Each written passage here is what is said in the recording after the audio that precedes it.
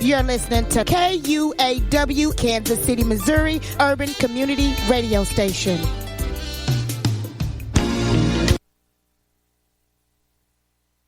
The thoughts, opinions, and statements expressed on this show are not the thoughts, opinions, and statements of KUAW LPFM 98.5. Moreland James Bank and Trust is a proud sponsor of KUAW Radio. At Moreland James Bank and Trust, we believe that an understanding of financial values sets individuals up for a strong future. Whether you want to talk about checking and savings accounts, review lending alternatives, or discuss starting your own business, we have the right people to listen and advise. Visit us at mjbtrc.com to get started today. Member of FDIC, Equal Housing Lender. Tycon Company, LLC, specializes in a wide range of construction services, which includes the removal and replacement of concrete curbs, sidewalk, driveway, and paving. They pride themselves in the quality of their service, but more importantly, with the quickness in which they provide those services. Their primary goal and objective is to achieve 100% customer satisfaction, and they won't settle for anything less. Their crews travel within a 100-mile radius of the Kansas City, Missouri metropolitan area, which includes cities on both sides of the Kansas and Missouri state line. Tycon Company, LLC, 4435 Prospect Avenue, Kansas City, Missouri, 64130, 816-921-0473. Tycon Company, LLC, quality with quickness. Proud sponsor of Wake Up KC. What's up, Facebook, Kansas City, everybody out there that's watching, tuning in. I'm your boy, RV the Poet. I'm here with my man, the one, the only, the dopest, Craig Smith. He's in the building. Say what's up to everybody, Craig. What's going on? I don't know if I'm the dopest. Can you hear me? Oh yeah, he's dope. Yeah, I don't know if I'm the dopest, but I'm somewhere in there. He the dopest. No, but so I'm super excited to get my man in. Short disclaimer, this was a very, very short notice meeting, but I'm glad that my man was able to come in, talk to us, drop some jewels, also spit, let us know about some stuff we got going on. If y'all don't know, I host an artist showcase called The One. It'll be July 7th. Doors open at 6, show starts at 7. Tickets are still available. Hey, put it on your calendar. Oh, there. Like, don't just hear him say it and then just be like, I'm going to be there. Put it on your calendar. Like, now. You ain't doing nothing. Turn the video off and put it on your calendar. July 7th. What time? Doors open at 6. Show start at 7. I mean, there at 6. You heard him. You better be there. Like your mama telling you. Because I think he gonna come to your door, give you a ride to the show if you ain't there. I'm just saying. That's a big thing though. Practical things. Put it on your calendar. Don't just. I'm sorry. No. Let them know. Put it on your calendar. On your calendar. On your calendar. But yeah, he's my headliner. So. I know y'all been seeing it on Facebook. I know y'all seen it on Instagram. I know y'all seen the flyers. I know it's everywhere. So make sure y'all really there, though. Like he said, don't just listen to us, man. Show up. But we're going here to talk to my boy. My bad, I'm stuttering. It's been gone for a while, y'all, so I'm back. I missed y'all. I'm sorry that I missed y'all in May. I missed y'all in June, but your boy back in July, and we're going to get this cracking. All right, so jitters out. I'm back. All right, so Craig, man, talk to me, bro. So I was looking up on this page called Fabutainment. There you go. Sorry. Fabutainment. And you had a live interview with E40. First off, before you talk about that interview, just how starstruck was you, if you were starstruck? Like, how'd you feel seeing E40? Like, it's E40, bro. So that was my third time meeting E40. I'll briefly give you my other two encounters. My first time meeting E40, I was behind the Uptown Theater with Tech 9. And E40 had a big plate of chicken, and to say a big plate of chicken is like he had a platter of chicken about to get on his tour bus, and he just looked at me over his glasses. Did you ask him for a piece of chicken? Is that how it started? No, because you don't ask E40 for chicken. That should be in the rap rules. But he had this plate of chicken, just looked at me. I said, "Oh, I'm Craig Smith," and then he said, "Right on," and walked away. The second time was after I made this video that kind of went semi-viral of me doing his voice reading the Bible. Oh, snap. Ephesians 40 like E40. Okay. And so he saw that, and the next time I met him was at Voodoo, and we laughed about that, and this was my third time meeting him. That's dope, so bro. He's super cool. One of the most genuine artists, including artists that you meet from and still residing here. No shade. But, Right. No, but humility takes you a long way, and I can see why he's as far as he is. Heard that. So, like, during that conversation, man, did you pick his brain? Did you ask him, like, any questions like what y'all talk about? I always think it's interesting to kind of dive into the humanity of people. And so E40 he's Earl Stevens, just like I'm Craig Smith, and one of the questions I asked him was, what would you be doing if you weren't rapping, if you never rapped? And he said he used to be into baseball and all of these things, and I never heard him talk about that in an interview, but to see him utilize his mind if you ever listen to E40's music, not just like Tell Me When to Go and snap your fingers, but the stuff on the album, he's giving game in everything that he does. And as a kid, my pops used to listen to Charlie Hustle all the time, the album back from, I think, 2000. And the whole album is basically him telling you how to survive in the ghetto. You know what I'm saying? And he's been doing that for decades now. And so to hear him talk about why he does that, to see him still be doing that in his middle age level now is definitely something to take heed of, especially with the passing of Nipsey Hussle. I mean, same thing. Just giving game, over and over and over again. RP Nip, man. So, okay. So I got a question for you then. So since you asked him that question, that would be my question to you. What would Craig Smith be doing if Craig Smith wasn't spitting those bars? I will probably somewhat a lot of people that know me don't know me from music. So it's always interesting. Like if I go to Walmart or somewhere, like my wife and I joke, like, anywhere I go, I know somebody in the city. Okay. Like somebody's gonna come up and be like, "Hey, what's up?" And I'm like, "What's up, man? How you doing?" Don't even be knowing that face. Yeah, and like they be like, "Hey, you that dude from?" And then I'm just waiting. What is it? Because all right, so there y'all go, Craig. When he say "What's up" to y'all, he really don't know you. No, seriously, I might even ask him like, "Bro, where I know you from?" And sometimes it's embarrassing. But for the most part, it's I've been doing community work, talking to residents of the inner city about what they would like to see change in their area. I do a lot of video work. Like the stuff that I do now, music is probably 30% of it. Okay. Like I make a living off music, but the other portion of it is really diving into the community's needs, talking to people, trying to educate through video, through events and whatnot, and partnering with other organizations. So if you took music out of that, I'd just be like that less busy.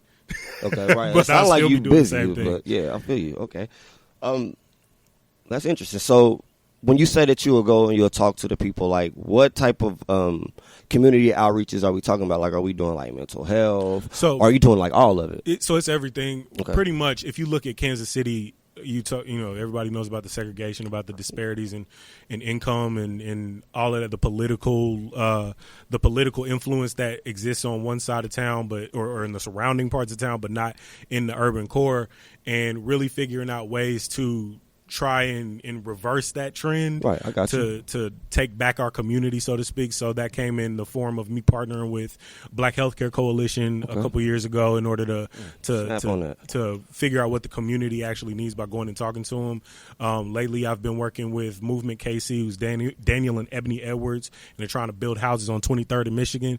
Maybe it's 24th, but they do feast dinners, and that's basically gathering people from around the community in order to talk about this is what we need as a community. These are the dreams that are on my heart. If we're going to be artists and actors and poets and whatnot in this city, we need venues. Right. We need publications to talk about us. We need equipment. Things like that all come out of these conversations and experiences that we have with people, and that's normally where I'm getting money and spending time is really trying to figure out these things. And the thing that I would put out there into the world is that you don't know your value until you talk to people who feel like they don't have value. Right. And you have to really mine that out of people, because once you actually get in the zone of trying to create change, I'm tired. Right. You know what I'm saying? But once you actually get into the zone of trying to create change, you meet so many people who the biggest response I got when I was walking around the streets asking people what they need, like they would say, I'm just here, man. I'm just living. I'm just living. I don't, day to day. Exactly. Yeah. And that stagnation, that's not anything that I could judge a person for, because I know where it comes from. But that also magnifies the amount of potential that you have if you do have energy to go out and change. So there's a bunch of people that don't feel like they're worthy, that don't feel like they're educated enough or talented enough, but everybody knows somebody that they can inspire to go start a business. Everybody knows somebody that's this much closer to killing somebody. You know, everybody knows somebody that they wish would be different, or that they could give game to because they're older or more wise, and they just don't do it because they often feel like it's not their place. But like my mission is to tell people it's your place. You have permission to change your environment. You have permission to change your city, because the people that are going to dump a bunch of money into it and are dumping a bunch of money and lobbying for legislation to dump money into it, they don't care about your feelings, about your property. They don't care about your legacy. They care about making a buck. And if we are who we say we are, if we come from the lineage that we claim we come from, then now, whatever now you hearing this on, now is the time for you to engage and activate and go out there and do whatever it is that you've been feeling like doing. Even if you mess up, even if you fail, it's your time to go out and do it. So that's you just motivated me. Like, I want to just cancel the show and go do it. You don't see, I mean, but you are doing it. You know what I'm saying? Yeah. Like you have a platform that is reaching people. You know, and a lot of people have platforms or have influence, but they use it for the wrong things. So question is, if I'm somebody that's watching you right now, right? I heard you. I felt you. I mean, you got to be real messed up to not feel what you just said, bro, because that's real, though. Like, but no, a lot of people it don't connect. Yeah, you know, and like, but what you said was real, and like, I'm motivated now, right? What are like some steps to where if they was trying to do something with you, or if they was trying to like get connected with people that are doing stuff like you, what are the ways for them to do that? Like, how can they do that right now? Well, everybody has a soft network, and what I mean by a soft network is everybody's got numbers in their phones that they never use. Okay, so I would scroll to the earliest text message in your phone and just hit that person up and say, "Hey, how you doing?" Okay. Hey, what are you up to? I like that. I know, and not for anything. Like, you activating your network isn't about seeing who you can immediately help or who can immediately help you. It's about just saying, "Hey, I'm here. I want to know how you're doing." See, that's good, bro. Because a lot of people, they think that you kind of need to be at like a prestige position, like you got to be that person. Yeah. But like, that's real, bro. Like, just telling somebody, "Hey, I love you," and then like, "What you want?" Like, nothing. Just want to tell you I love you. Nothing at all. That's dope. Yeah, I love that. The biggest thing that you can do for somebody is to reinforce their existence. You know, because a lot of people are say that again, bro, because it went over. Just say it again, bro. One of the biggest things you can do for people is to reinforce their existence. Reinforce their existence. Because when we talk about, you had mentioned mental health. When we talk about mental health, when we talk about friendships and relationships, which all I think kind of revolve around mental health. Yeah. When we talk about all those things, one of the biggest things that we're trying to do when we're connecting with each other is to say, am I doing what I'm supposed to be doing? In little ways and large ways, the job that you pick, the fact that you stay at a job you hate, all of these things are to reinforce that you exist and you're doing what you need to do in order to survive, in order to exist, or to be seen, or to feel. Like, a lot of times what we do is to appease a secondary desire. And that part is what a lot of people could be reaching into other people's souls and tapping into, but we just don't feel like it's our place. You know, and that's something in the black community, at least when I grew up, was something that was your business. Mind your business. It's reinforced by stay in a child's place, reinforced by sit down and shut up, do your work. I'm your teacher. You know, but you are capable, you are smart enough. You never, at least when I was into the working world, like, you never just hear. Well, I did, because for some reason I have just never cared what anybody said. I'm hard headed like that. But I need everybody to be hard headed like that, or at least a little bit. Tap into that, because when you do, you get to help people. Like, I just got off the phone with one of my friends, and I called him just to make sure he was okay, because some people had done him wrong. Right. And I could have just said, "Hey, my business." I actually intervened in the process and mediated a situation and brought value to both parties. But if I would have been like, "It's not my place," then it would have just been something left open. And I think I'm about to do work with both of them now. So, you know, that didn't start as a business transaction. It started as somebody that needed help. Yeah, just you coming in being genuine. Yep. And that's how you provide value for people, by being who you are. Because the times where I wish I could take my time back are all moments where I was not being who I am. When I said, oh, I can do this because this person is asking me. But in my head and in my heart and my wife was like, you don't want to do that. And it's like, but I'm going to do it anyway. And ended up being a waste of time. So, man, I just want to say that I feel like I'm talking too much. No, bro, no. Stuff that you're saying, people need to hear, man. You know how many people say it's not my business and they don't jump in and they don't do something for somebody and then they end up going to kill themselves because all they needed to hear was, hey, man, you are special. Facts. But people don't want to say it like you said because everybody's taught to just horse. They got that horse mentality. Yep. They got to stay in their lane. They can't look to the other one. But and what you said you is go so into other deep, communities bro. and it's not That's like real. that. You go into other communities and a lot of the things that happen, like the reason why they can go and gentrify truths is because the people with money know the people who want to develop. Okay. The people with money in the black community don't know black developers. And if they do, it's a political mess. Like, why do you think that is though? Like what is it about that we need to, what's the word I'm looking for? Remedy? Interject or remedy. That's a better word. Remedy. Like, what do we need? You remedy that. Personally, Harold Washington, the first black mayor of Chicago, he always talked about destroying the machine. He always talked about taking the cancer and cutting it out with no emotion. Okay. And that's the team I'm on. Like, I can see the machine at work. I can see the politics at work and play nice. Right. But at the end of the day, you're either about change or you're not. And if you're not about change, then I have nothing further to discuss with you. I get you that. You can go ahead and do what you do and we can compete. I think competition is healthy. So. That's good. That's real good, bro. Why you say that like you was challenging me, though? I think it's no. I mean, I'm challenging the system because a lot of people, especially in these areas that say that they want change, when change presents itself, they don't actually want what that is. They just like the idea of it, right? Well, they like to complain. Like that person that you talking about, like the person that like their job, but they want to complain about it, but they really don't want to quit. Well, it's the person that really likes to watch Netflix. I like Netflix, but Netflix is not going to keep me broke. Netflix is not going to keep my community the same.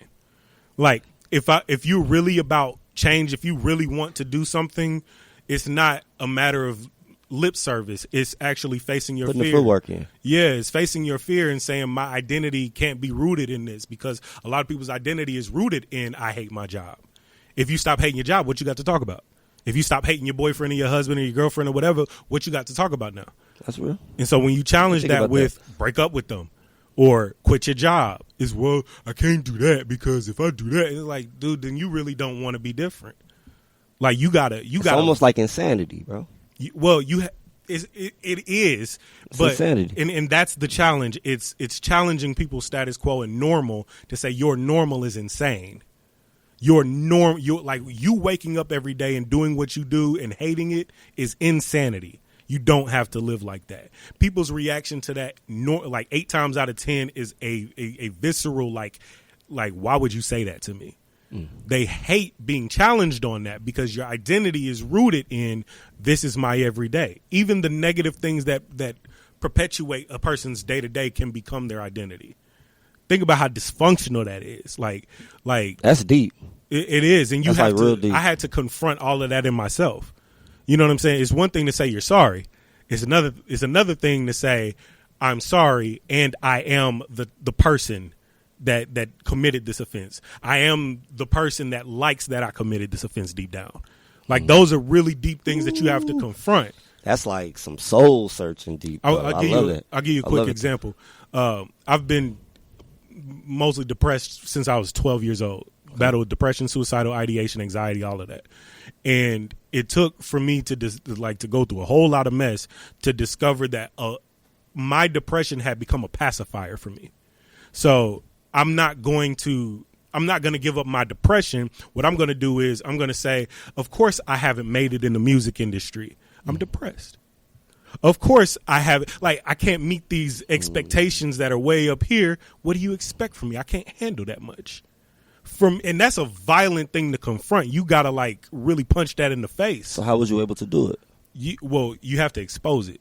you have to expose it. First of all, you got to like really look at everything in your life and be like, is this something that I'm latching on to in order to make myself feel better? Like depression made me feel better because it made me feel like people felt sorry for me. And it gave me an out whenever I wanted to do something I felt was too big. Ooh, that's deep, bro. You know, like you really got to confront those things. And once you expose them, that's when you can either be made a liar or not. Because you only have one or two options. You can keep living like that and knowing that you're living like that, or you can just change it. And changing it is an everyday thing. You can't judge yourself. You just gotta the next day. You just gotta the next day change. And if you mess up, change it the next day again. And those are people judging them. That's a whole nother topic. We gotta talk about music and everything else. I ain't gonna lie. A couple times I looked at my house like, man, I really don't want to change this subject. Like, I'm like, can we just talk about this? Because like, people need to hear it, man. Like, it's so important. Like, don't get me wrong, the music, the achievements, the grind, you know, that's dope and that's good, that's important. But the stuff that you just dropped, bro, like, you don't even know. Somebody might have heard that and their whole life just got changed. Like, you never know. They might have been like, you know, Craig, right, bro? You know? I hope so. So I love that. But you're right. We gotta shift gears because I'm over here. I'm absorbing. I'm like, that's deep. That's deep. I love it. But this conversation will filter into everything else since I know what some of the topics are. I got you. But yeah, for sure. All right. Well, just let me remind y'all, this is KUAW.org. We on Facebook Live at KUAW LPFM 99.8. Yeah. Dang, I don't want to switch, but we're going to switch over. So let's talk about something that is super, super epic, bro. Like, when I seen it, I thought it was the dopest thing I saw on Facebook in probably 2 months. My dude, you got a track associated with Shaft. Mm-hmm. Now, let's talk about that. Now, let's talk about the process and all that, bro. So, yeah. So basically what with Shaft, there are 2 songs in the film that I wrote. One I performed, one is performed by another artist. Okay. And I want to demystify it because it is a big accomplishment. Okay. And I just got my BMI check today. And it's, you know, and that's like, I'm not tripping off Shaft because I'm not a Shaft fan. When I got the Spider-Man placement, I was like on the moon. So you on Spider-Man? Spider-Man Homecoming. Like, it's... Oh, man, my boy working. Keep going. I'm sorry. Well, but I want to demystify it because it sounds like I ran up in Disney. I ran up in Paramount and was like, listen here, y'all gonna play my music. But and they were just like, you are so amazing. And then it was play, like, it sounds like this epic thing. But really what it is I got connected to a company 5 years ago. Okay. And I've been working with them for 5 years. And basically at one point I was making a song a day. So right now I probably have like 500 or 600 songs in a library. Okay. And different movie studios, whenever they're making a film or a show, or like this past winter, you're gonna have to remind me of some. We found out that I had placements in a few Netflix shows, Netflix movies. I've been on Empire like 3-4 times, Power 4 or 5 times, Lifetime. We were going over these, and like all of those songs basically get dropped into this folder for music directors to pick from, and it's really just a testament to networking and hard work that I get any placements at all. Can I cut you? What's up? I get what you said, and you demystified it, but bro, that's dope. Like at the end of the day, yeah, that's dope. Like, and I didn't even like Power, Empire. All that. That's dope, bro. Like, I know people that will be happy just to have their song on Hot 103 at 12 o'clock at night on the underground heat thing, and then that'd be good. But you are on national major networks, global networks. Do you get what I'm saying? Mm-hmm. Like, don't demystify that, bro. Because when people hear that, and then they know you from here, and they see you doing your thing, that motivates them. You know what I'm saying? And it motivated me. Like, I'm not really that dope of a rapper, but I'm about to go get in some tracks, dog. Travis, Portray, you know. Well, let's get it. Like, we got to do it. This is one of the things that I didn't know until I started working in this industry, that this is one of the only ways for a musician to make money, like to make a career out of it. Explain that.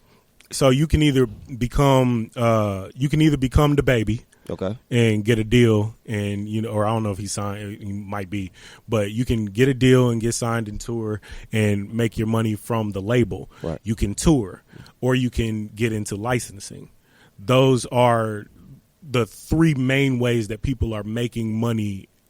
Well, I guess not the label route, independent, but independently now. Okay. And it's a far cry from when it used to be, like when I was selling my mixtape at the mall, at Independence Center, or over here on Eastwood Traffic Way. Like nobody's really buying CDs. Like I think there's a dude trying to sell me a CD at the gas station. I have nowhere to play this.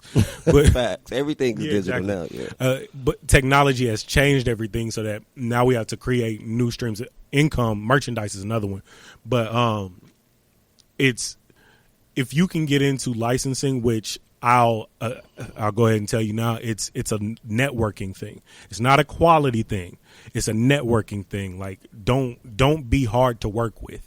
Like don't be someone that's unreliable. I think the relationship I have with my music supervisor out there now is only what it is because I was able to deliver. I was able to speak to him like with with like detail and actually take notes well, take criticism well. Like being easy to work with is probably my number one thing, because I stop working with people as soon as you start becoming difficult. I stop. I get that. I start looking for other avenues. Nobody wants the headache. Nobody. Well, and it's so easy to find other people who are not going to give you a headache. Like it's messed up, but I'm a commodity to people. Like you can either purchase me or you don't have to. Like you could find Craig Smith somewhere else. Like if you really want to be entertained, you can find my music somewhere or somebody else's music that'll be just as good. I'm not afraid to say that. You can find somebody that'll give you game and you can read a book that has more knowledge than me. Like if what you need is not me, you can find it elsewhere. Right? But what I bring to the table is communication and being able to work with people on a level that makes their life easier. And that's a skill I had to learn. You heard it first. I mean, y'all heard it. If you want to be taken serious, you got to be serious. So if you really want to put the work in, if you really trying to have a dream that you're trying to achieve, make sure that you are who you say you are, you do what you say you're going to do, and you be who you say you're going to be. Exactly. Because if you're not easy to work with, Craig Smith ain't gonna work with you. And it's not even about that. You know what I'm saying? Like that. It's not even about that. It's nobody's gonna work with you. I mean, yeah. If you are to work with, like, good luck finding a job, buddy. Yeah, that's real. Like, no, yeah. Good luck finding a girlfriend. Like, if you are if you're a hard person to be around, that's annoying. It's really annoying. It's annoying, but it takes a lot of self-reflection. You got to be brave in order to realize that you're a difficult person to be around. And I had to realize that. Like, so you was difficult at first when you started off? Yeah, well, I don't think I think it ventured into music on a local level, but I snapped out of it soon enough that it didn't influence how I was perceived by other people. Okay. So I do have a question for you. It just kind of sprung, so I want to ask it. So with that being said, that means you probably have artists that you look at and you kind of model, saying your business, the way you take care of yourself, in the music industry. Like, who would you say is like your top three? Let's just go through top three artists. And I'm not just saying lyrically, but just the way they handle business. Who would you say would be the three people that if you're serious and you really want to do this, that you should model your business ventures after? Probably on a global level, Jay-Z. Okay. Just because it's Jay-Z. Yeah, it's The Rock. Facts. On a more national level, I'll give it up to Tech Nine. Okay. They making something out of, like, we live here, so making something out of nothing. Of course, they had opportunities that a lot of people don't have in order to get where they are, but they maximized their effectiveness by realizing who they were. Okay. And Tech Nine has never stopped being Tech Nine. You know what I'm saying? He's still the weirdo with the snake in the bat logo. And then probably on a more grounded level, you know what? This is not a person I necessarily look up to. It's a person that I'm silently competing with, just work ethic wise, and that's Logic. Okay. Like, I'm not a huge fan of Logic. I think he's talented. Logic got bars though. Like, yeah, he good. But the dude puts out an album a quarter. Okay. And when I realized that, like, he never says that in an interview or anything. But it really made me mad, bro. I was like, what in the world? This is a whole album. He just put an album out. And when I realized that it it made me realize how much I was not working, because like I'm an entrepreneur. Like I don't have a boss per se anyway. And I have to keep track of my time. I'm like, man, I only worked 10 hours this week. It's crazy. I thought I was busy. But then Logic, like I work 23 hours a week. Fam, he works 80, 100 hours a week. Granted, I have a wife and kids at home, but like at the same time, how much of that time was Netflix? How much of that time was me driving around? I just spent 3 hours like driving around the stores because I'm a shopaholic. Bro, I feel like you preach it to my soul because I use that excuse so much, bro. Like my kids and my lady, I'll be like, man, I got my kids and my lady. But I'm glad you said that, bro. Like I felt that in my spirit that I need to heed to this. Like, my bad. I just had to put that out there. No, you good. But speaking of Logic, and this is something that I didn't touch on with licensing. Another thing that I would kind of put on people as a challenge is to learn how to be multiple things. So like, don't do something that you know in a million years you can't do.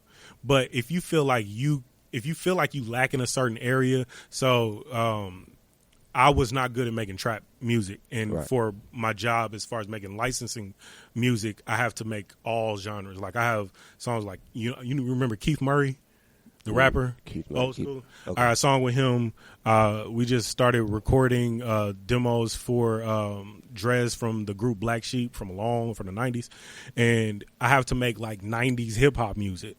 I got to make songs that sound like Migos. I got to make, I got to cut reference tracks for David Hasselhoff. They make you do that just for the licensing purposes? Why do they make you do all genres? Like, well, because you never know what is going to be needed.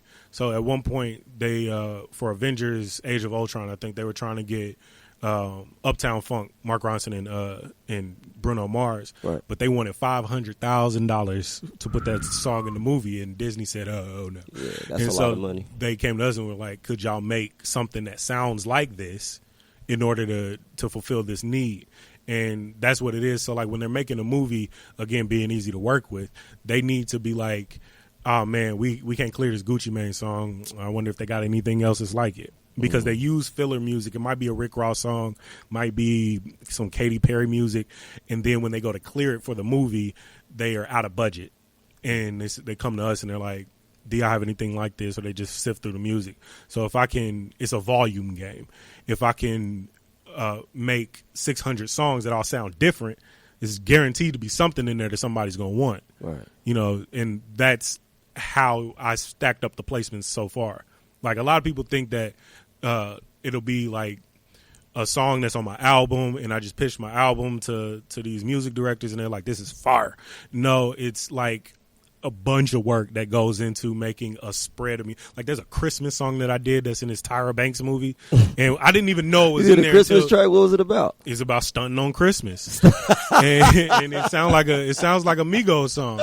And so we were watching. She was watching. My wife was watching. What?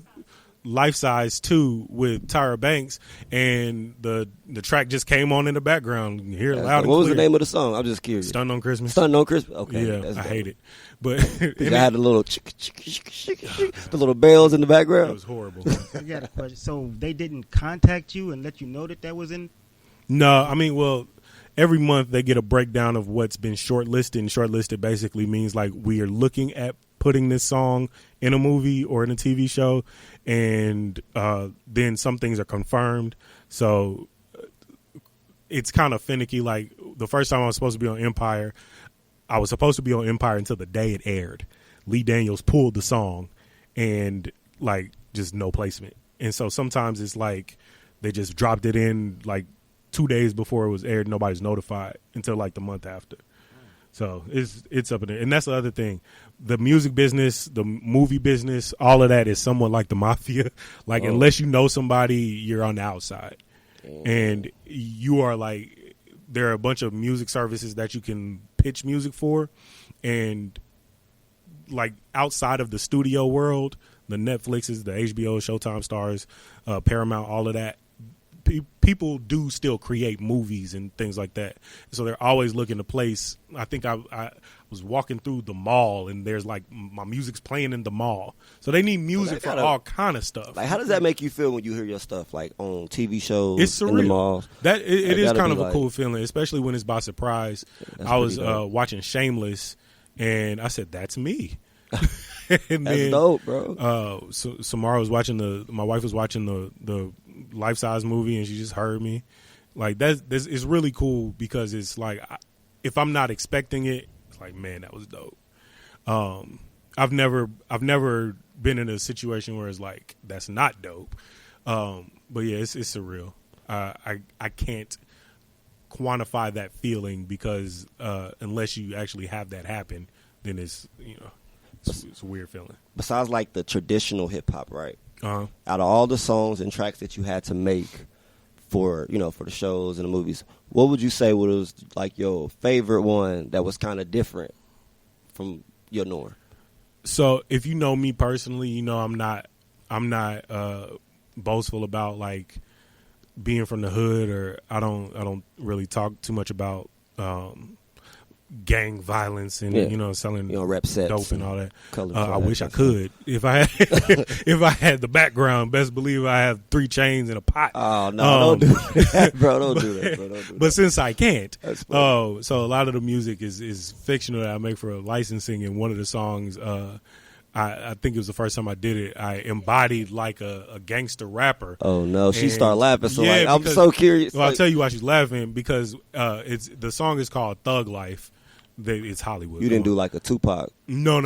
Cool. But my heart dropped for a like second. when I played it for my wife, she said, "Oh, don't play that again. It scared me."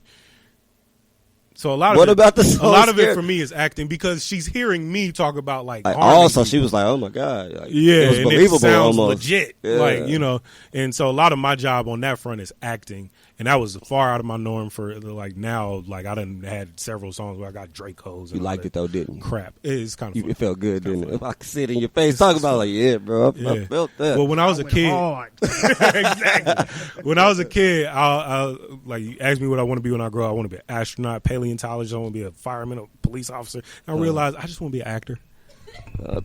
Come on, I don't bro. want to do none of that. I low-key want to be an actor, I don't want to too. inhale smoke. I don't want to have to go through the G-force thing for astronaut. You just want to act look like you did exactly. it. Yeah, you want to come out, get the music behind you. Yeah, I want to see the explosion with me walking away. Don't nobody clap for you like that in real life. Bosses don't look at explosions. Yeah. They walk away. Man, look, you want to be in a shootout? Just do. Right. Not a real one, but the movie. No, real. But, let's get it. All right, so this is. Oh no, I'm just playing. No, let's not get it. No. Like they said, everything that's said and expressed on this show is not the thoughts No, of this is about me it. being stupid. But this is Local Vocals, and I spoke to you about you spitting, right? So like, have you thought about what you want to do? Did you still need a little bit more time, or was you? No, I got some. All right, bro. So right now, everybody knows this moment in life. What this is a lyricist only segment. I don't like nobody in here mumble rapping. We don't do none of that other stuff. It ain't nothing but straight bars, true lyrics, real words. And my boy Craig Smith about to spit a whole bunch of them. With the All right, where my DJ at? Yeah. No, I'm just playing. Yeah, you lying and we know it. I'm just trying to keep focus. Jesus saved souls. I can't save money to save my life. I'm spending pesos. Pay rent for mice and roaches. Raid ain't kicking in. I'm about to go off. So off topic. I'm just sick of seeing opposition winning. I gotta get a load off my chest. I just sit there and watch. You're on the right object. Bulletproof, sink or swim me in the deep end. They poking at my chest and you gotta stop fighting who you are and be yourself, man. My objective is to get all these people to say that they self-made. I ain't scared of them neither. Remember the people didn't believe them. And I got to busting up at the function and people started running up to the stage to see their new leader. I ain't never faking. Freak the beat to see the green like he Jamaican. Speed up for the sequel, see the cinnamon, see you seek a taking. Now we ain't giving no passes. This is too much to fit in your lashes. Better open your eyes cause I'm on one. to the prodigal in you to come home, son. Much as I hate living up in the fallen world, I can't go get my own sun, my own earth, my own ocean. I just got to try to give you soul lotion so you could be smooth to soothe you when you try to move together. I call that co-motion. I'm east side, west side, down south. I'm no coasting, middle of the map, and I'm back hanging them, wrangling them up, and you know that rope soaked in barbecue sauce on the beach. Everybody I know is a phenom. Everybody talk about peace. Don't nobody really want freedom. And since that's the case, then we back to basics. Thought Obama would save you, but he can't though. So I'm telling everybody you should vote for me because I'm taking them all where they can't go. Rap about played out as I can go. Every little homie want to be a big homie. And everybody really want to test your manhood like I ain't got a clip on me. Yeah, now was that written or was that a freestyle? That's written. Okay, That's okay. written. If you want me to freestyle, then you need a bunch of herbal essence and some. Okay. Well, we're about to take 5. And we'll be right back. No, but dope, bro. So what's the name of that? What's the name of that track? That's from a song. It's actually on SoundCloud. The song is called "Gotta Give It Up." Gotta give it up. Hey man, bars. I'm gonna let you know your anus out of circus. Oh, we got more. Encore. Cirque du Soleil. I'm ripping them till they dropping no repert, no pain. Even though I know it hurts, no regrets, no shame, no regrets. What am I saying? I'm Kurt Cobain with a gun in his mouth. Suicidal. I run in the house and make them throw it if they just can't stomach it now. But I punch and beat them, try to feed them to the opposition. No, never mind. Why did you stop, bro? I'm over here like, yeah, but yeah, bro. So okay. Something that we were supposed to jump into this at the beginning, but I kind of scrambled all over the place. But my question is, what made you want to be a rapper? Like, what was it that you said, you know what? I'm supposed to be an MC. I'm a spitter, so I'm going to do this. What happened? I got to shout out my best friend, my brother, Greg Enemy. Respect. He and I met in kindergarten, and he's like the most talented person I've ever met in my life. And he's good at everything.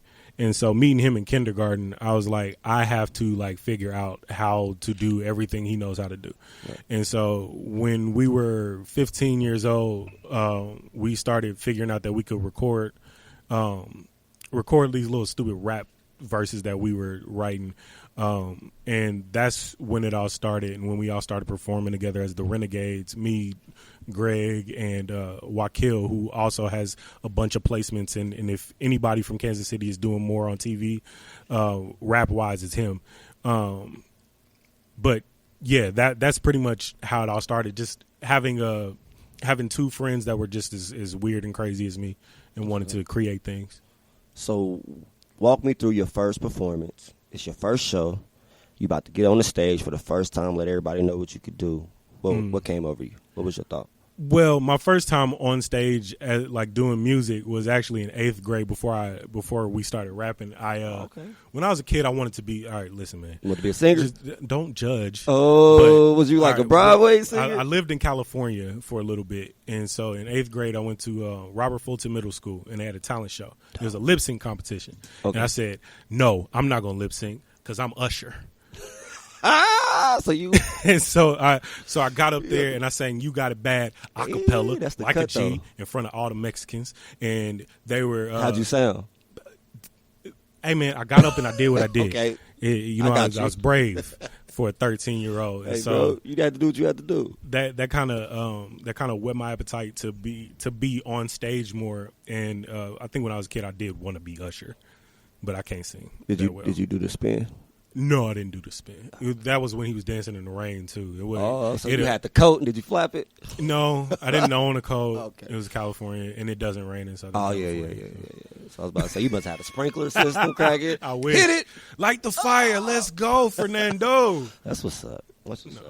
Okay, so what was your first major show? Like, what was the very first, like, big deal performance for you? We were supposed to perform at the Apollo talent show in 2005, I think, but with them franchise boys, but it got shot up. So so y'all didn't get to do your thing? Nah. Damn, but we did. That's messed up. We ended up doing a talent show downtown, and we won. And they sent us to New York. It was kind of shady, but they sent us to New York, and we recorded up there. And that was the first time, I think. And Melissa Robinson, this is a funny thing. Melissa Robinson, who's now the 3rd District City Council person, or the new coming, she actually chaperoned that trip. And was she strict? No. We barely saw her. She was like, "Y'all go have fun." Oh. So she shout out to her there. That's some. And I eventually went to work with her at Black Healthcare Coalition, and now she's a city council person, and I think she's leaving as the president of the school board. So that's what's up. Yeah. So it's Kansas City Connection. That's networking, bro. Networking. I didn't know when I was folks. 16 that I was gonna need Melissa. But now you. In a sense, but because you you know was what I'm there saying? at 16, now she got you now. Yeah, now that you in the city count, no, I'm just playing. Like, look, we need no, but you never know. You know, people have a tendency to circle back around in your life. It's an old adage: you see the people on the way down that you saw on the way up. So treat everybody the way that you would want to be treated if you needed help. Man, I'm gonna just tell you something, man. Like, if you ain't thought about it, you should be a motivational speaker, man. Hey, like, man, look. I think that should be you do really, really well with like just you don't do it on purpose. It just be effortless. Like you'll say that last little part of whatever you saying. Like when you do the last part, you always drop like a parable or something. It'd be like, I don't know if you said it, Jesus said, who said it? Because I gotta put it. There's Dave Ramsey is. Yeah, I do know. He has this thing about leadership where he says that if your job as a leader is to imagine if somebody comes into your office with a problem, that a monkey just jumped from their shoulder onto your desk. Your job as a leader is to take that monkey and make sure that person leaves with it. So it's not my job to make nobody successful. I got you. It's not even my job to make the community better. Okay. It's my job to activate the people who live there and challenge them to be better. Because whether you are or aren't, you are. Okay, so that I caught it, but I had to think about it for a second. It registered late. I feel like that was a Kanye thing. Yeah, say it one more time. Whether you are or you aren't, you are. Right. And I'm going to help you out. Feel like you are. Okay, there you go. Whoever you feel like you are, if you say you can't do it, if you say you can, you're correct. Yeah, there you go. He's just like a for psalmist or something. Yeah. I'm telling you, bro. Hey, man, this man out here dropping knowledge, bro. I love it. So whenever, you know what I'm saying, the music career, when you say, you know what, I think I'm tired, I'm going to put the mic down. Don't put the mic down. You make it put the pen down, but make sure you keep that mic. You just go around talking to people, I have to communicate. Yeah. You could pray for my kids because they... Oh, no. You got an amen on that one. Pray for my kids. Should we be concerned? Do we need to phone somebody? They're going to be some beasts. Okay, well, hey, no. They're going to be some finessers, but I got to catch that quick. Oh, so they like too good with the word of God. Yeah. Oh, that's my son. No idea. That's my son. I got a question. Yes, sir. How important is it for an artist to join BMI or ASCAP? It's critical if you publish. It's critical if you publish music to be registered with somebody. To like look at it. Look at ASCAP, BMI, CSAC. Those are the people who basically collect your funds for you. That's if you publish music, and it's critical for you to be signed up with them because they'll act as your 50 Cent. That's right. If somebody owes you money, they're going to get it. Heard that. And that includes if you perform somewhere. That includes if the DJ spins your record at the club. That includes radio, all of TV, all of that. Like if you have a song that you're wanting to put out and wanting people to play, register with one of the major. That's good because if not, you're not going to get paid. My BMI was messed up for the first couple years that I was doing licensing, so I was getting placements, but I wasn't getting paid for them, and we were trying to figure out why. And it was some back end stuff, but once I did get paid, it made all the difference. So which one's better, BMI or ASCAP? Well, it's not necessarily better. I'm registered with BMI and they never done me wrong, so. Heard that. BMI ASCAP. Make sure y'all look that up. Yeah, and it's really easy. You literally just log on. Is it cheap? It's free. Yeah, it's free. BMI. You just register. ASCAP, you got to know somebody to get in, I think. No, I think that's one of them. And then there's a new one. I forgot the name of it, but just go to BMI.com. It's very easy. It's idiot proof. You just go and sign up. Yeah. And if you're an artist, like those are the things that you have to educate yourself on because. When you figure out that you left money on the table, you're going to just be salty. I know a lot of artists, and I was one of them for a long time, that perform, and ain't got no type of incentives for those, no expenses. Well, they don't monitor the performances.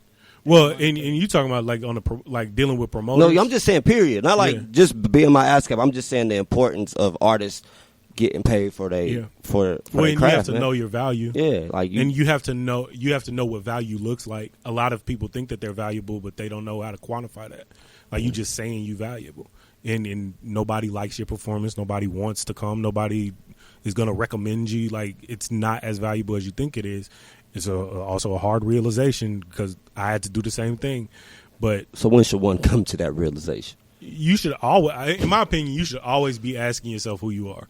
You know, so like as a performer, I knew I was a dope performer a couple years ago when I started making people cry. You made somebody cry? Did you make somebody cry? On several different occasions. You just spitting to them, or? Yeah, it was the type of message that's being presented. You know, and that's something that you can only experience, and if you aren't getting the intended, I'll say this though, Kansas City's a hard place to perform in front of. Kansas City's a hard place to get people out in the first place, but once you get them out there, you can't waste their time or else the cycle perpetuates. Like you got to make sure the show starts on time. You got to make sure that when you get up there, you ready. You ain't squabbling with the DJ or fumbling with your CD. Like the CD skipping and all of that. Like those take your value down, and not by little margins. The minute you lose somebody's attention, you're worthless to their attention. The minute you lose, like 30 seconds to you might be 30 seconds, but to them it's an eternity. Yeah, that 30 seconds to them is I could be at Char Bar right now. Damn. So okay. So for artists, let's say, I'm sorry. No. Hey, bro, like whenever I got those dramatic pauses, I just be accepting. No, I listen, good. I process. You know, I'm one of those people that like to think. You know, like I dwell on stuff. But find your tribe. I'm sorry. Find your tribe and know your story. Because like you would think that conventionally speaking, you can just be a good artist and you go out and perform and everybody just loves you and they come out and see you again. But that's not always the case. Actually, that's never the case. Your story sells you. Like Amira Wang, she's like, I've never seen anything like this in my life. She's my homeboy's little sister who started rapping, and she raps about some nasty stuff. Okay. And so she like Lil' Kim? No, she's like City Girls. Ooh. And okay. But she is the self-proclaimed thought whisperer. Oh. And why you make her sound like she a professor at a college? No, she says I'm the thought whisperer. And I can't get thoughts to come out to my shows because thoughts, I have nothing to do with them. Good but answer. If your story is like I'm your spokesperson, they're gonna come out and they're gonna mess with you. Yeah, you gotta know who you are. You gotta know who your audience is, and you gotta have a story. Otherwise, you're just performing for artists over and over and over again. So who's your artist? I mean, who's your audience? My demographic? My demographic is usually artists, and I'll say that because and this is the one time you'll hear me do this, but I am, as far as lyricists go, one of the people that you should be aspiring to be if you're just starting to rap. Locally speaking, the people that you can reach out and touch, I could teach you a few things about writing verses. I could teach you a few things about writing hooks, about producing beats, about recording yourself. When it comes to all around musician and video and all of this stuff, like I can teach you far more in person than many other people in the city could. Like, and so I attract a lot of artists because I'm able to be a Kanye West to them. I'm able to be a Dr. Dre to them. I attract a lot of those people like that are Kansas City rap heads, and they know who I am because whenever they saw me, I didn't waste their time. I showed out. And so I attract a lot of those people. When it comes to the content itself, I attract a lot of dads, a lot of men. And it's funny, I hit you up. I'm a dad, so yeah. No. I mean, so you should definitely listen to the album because it's a lot of like. Confirmed. I don't make young people music anymore because I'm not a young person. I'm not into those. Though I don't have those trials. I got you. And I don't have rich person trials yet, but. Right there in the middle when you're trying to figure out life in context to what's all going on a national level, what's all going on in your city, when you're not right, when your relationship's not right and all of that, when your money's not right, I make your soundtrack. So. Yeah. And you heard him. He makes your soundtrack. You see what I'm saying? Boy, we dropping dollars the parables, bro. The parables. That's what art is, bro. I can articulate your thoughts and expressions and things that you can't even put into words. Like, if you're that person, like, definitely go listen to the music. Okay. Real quick, because I see we only got like 5 minutes, so I'm going to hit you with some fast questions, all right? Are you ready? So let's do this real quick. Favorite producers in Kansas City? Steven Slavin. He's not here anymore, but Stevie B, 2 Steves, Joe Black, and then one Bounce is dope. Yeah, I can't think anymore right now. All right, favorite singers in Kansas City. Samara Smith, who has a show that's competing with our show on July the 7th. It is, because I said... Oh, no, wait a minute. What now? She has a show. She has a monthly show called Rise at 3400 Woodland. It is July 7th. I shouldn't be promoting it, but we got to go home together. No, but it's every first Sunday at 6. For every first Sunday at 6, and it's for local talent to come out. It's not a talent show. It's not an open mic. But if you're into hearing just raw talent from people in our city, that's definitely a good place. So Samara, singer, I don't really get out much, bro. I don't get out a whole lot. So I would. We can skip that question. We can skip that question. Favorite rappers. Mellow Miles, and nowadays. Everybody else gotta prove something to me. Oh, okay. That's my boy. We go way back. Yeah. Yeah. Nowadays, Mello. I'll leave it at that. Okay, hey, that's cool. That's cool. All right, so me on some Lil Wayne stuff. I was wondering if you was gonna say your name. Me. I've been dying to have another rap beef. You want a rap beef? Go ahead, call somebody out right now. Go ahead. Who? Ooh, he said ain't nobody on this level. He said ain't nobody on this level. Ooh. That's what I call. You said ain't nobody on your level, Cracks, man. Ooh. So, hey, if you out there, you know a rapper, tag a rapper, because he said he's ready for that smoke. He said bring that smoke. Yeah, make sure it's healthy, though. Make sure it's very healthy, vegetables and all that. Yeah. But real quick, though, I'm going to shout out the Regulators, the Poetry Slam team for Kansas City that is actually right now they're in St. Louis at Rust Belt 2019. Make sure y'all support them. I want to give a shout out to my man behind the camera, like I call him, the Dreads Hang, Terrence Williams, man. That's my guy, bro. He believes in me when nobody else does besides my girl Autumn. I want to give another shout out to my boy Craig Smith. Also, make sure that you tune in and be there July 7th, Westport Coffee House. Doors open at 6. Show starts at 7. Come on, man. Put it on your calendar, bro. We got Slay God coming in there. We got Kenya Woods, DJ Rocky Montana, Lamont Haas, the host. It's gonna be dope, I promise. Make sure you there. Tune in next month. I will see y'all, man. We out of here. Facts. Oh yeah, Craig Spit. We're monitored by BMI. So if you want to see some music, send it. Dope. Facts. Peace.